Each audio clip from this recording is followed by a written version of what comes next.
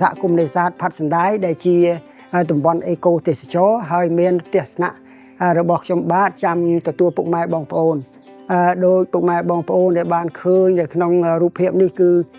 យើងមានផ្ទះស្នាក់ដែលយើងហៅថា home stay ហ្នឹងគឺធម្មតាសាមញ្ញ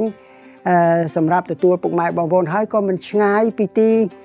ក្រុងភ្នំពេញប្រមាណដែរជាង100គីឡូម៉ែត្រពុកម៉ែបងប្អូនអញ្ជើញមកកំសាន្តពេលព្រឹកអាចត្រឡប់ទៅវិញពេលល្ងាចឬក៏អញ្ជើញមកស្នាក់នៅពេលយប់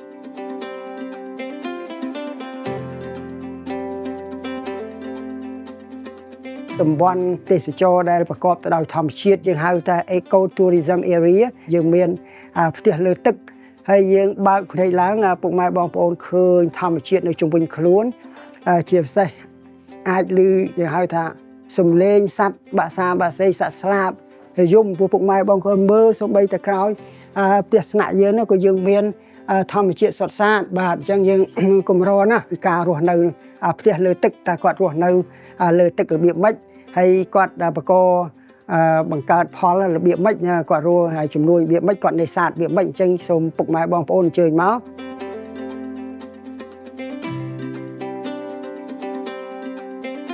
ទីមួយពុកម៉ែបងប្អូនអាចមកដល់យើងឃើញបឹងទន្លេសាបយើងធំកម្រិតណាបងប្អូនអាចមើលថ្ងៃលិច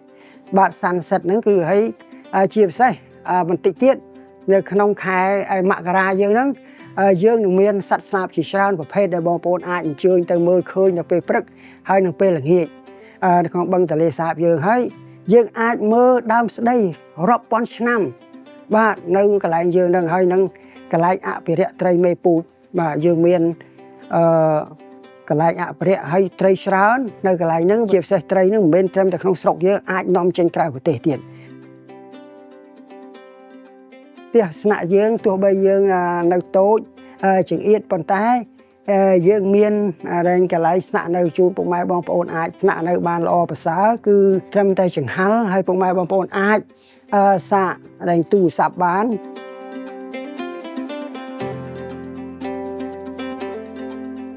នៅពេលណាដែលពុកម៉ែបងប្អូនអញ្ជើញមកផ្ទះស្នាក់យើងគ្រប់ត្រូលរបស់យើងគឺមានន័យថាពុកម៉ែបងប្អូនអាចជួយជាភាគរយដែលបងប្អូនអញ្ជើញមកហ្នឹងយើងបានភាគរយអំពីចំណូលរបស់បងប្អូនឯងជួយទ្រទ្រង់ដល់សហគមន៍ដើម្បីគាត់អភិវឌ្ឍតំបន់របស់យើងឲ្យបានប្រសើរឡើងជាពិសេសត្រីមេពូជឲ្យសម្បូរបែបនៅក្នុងបឹងទន្លេសាបយើង